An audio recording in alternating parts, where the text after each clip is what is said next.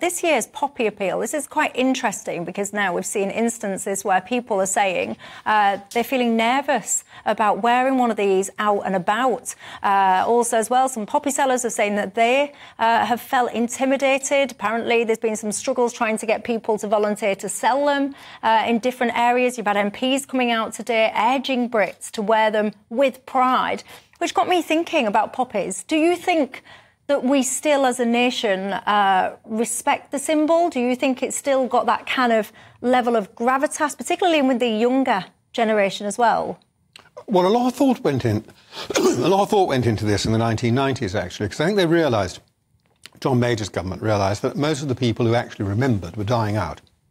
There's one thing back in the day when most people knew somebody who had either fought in the war, they lost somebody in the war or whatever, either fighting or bombed in their house or whatever it was. And that day was a day of particular remembrance, not just for the nation as a whole, but for the people you'd known. By the time we're getting to the 1990s, we're getting to the stage where obviously nearly everybody who remembered the First World War was dying out, and large numbers were... So in a sense, there was a slight reinvention, I thought, of the way in which Remembrance Day is seen. We had the introduction of having the 2-minute silence on Armistice Day itself, the 11th of November, which is now treated, I see in the newspapers, as an ancient tradition, but I can assure you dates from the 1990s, like a lot of our ancient traditions, maybe, and so on. So there's a slight reinvention. And I think the thing is a little bit vulnerable in that sense, because it has to be reinvented to continue to be relevant at a time when memories are now largely gone of both the world wars. See, I've got to say, I wear my poppy almost as a sign of gratitude for the freedom and the lifestyle that we're all able to lead because the sacrifice that people give. I'm not sure that I, remember particular individuals, to your point, as you say, but it is just a gratitude from my perspective. Where are you on what Danny was just saying? Well, I think paradoxically, young people, kids, are more prone to receiving this stuff than the average person because, of course, they're in these big institutions, schools, they're in school assemblies, they will be told all manner of things, there'll be a collective service. There was when I was a child, I presume that still happens. So in a way, they're exposed to the kinds of rituals you're talking about, Lord Daniel, which I think, I think it could be overplayed that they're forgetting those things and so on, the last post and whatnot.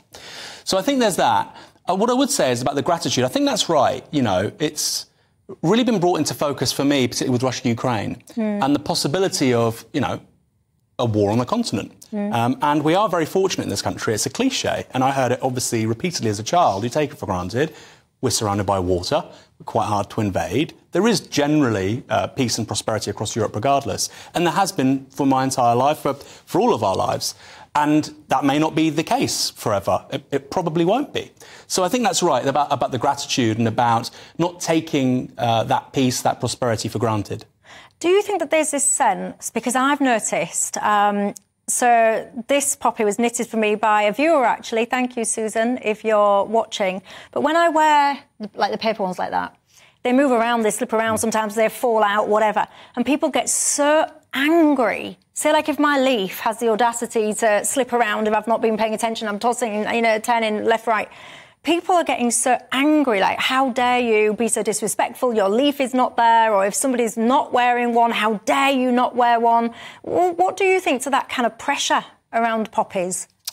Well, look, I think people have strong feelings about it because it's important, it matters. But I think, hectoring somebody in terms of what they should wear and what they should do generally doesn't work as a strategy. I say that as somebody on the left. The left is very good at hectoring people. I can tell you from experience it's not particularly productive. I think just explaining to people the importance of commemoration. Look, you don't have to wear a poppy to have reverence and respect for the people that passed away for our freedoms. If only it was that easy. So I think it's a bit bigger than simply wearing something to respect those that matter so much. Do you think we give enough time to this period? Because one of my viewers, Keith, is pointing out so many of the causes now have a month. So you have a month for Pride, you have a month for this, you have a month for that, a month for this. Should we have like a proper, full-on month of remembrance? No, perhaps we should have proper, non-full-on weekends for everything else and not have a month of this, a month of that and a month of the other for identitarian politics. This is one of the few things that isn't identitarian. That's right. It's meant to be bringing people together. And we should focus on the value of that and not carry on worrying about identitarian stuff.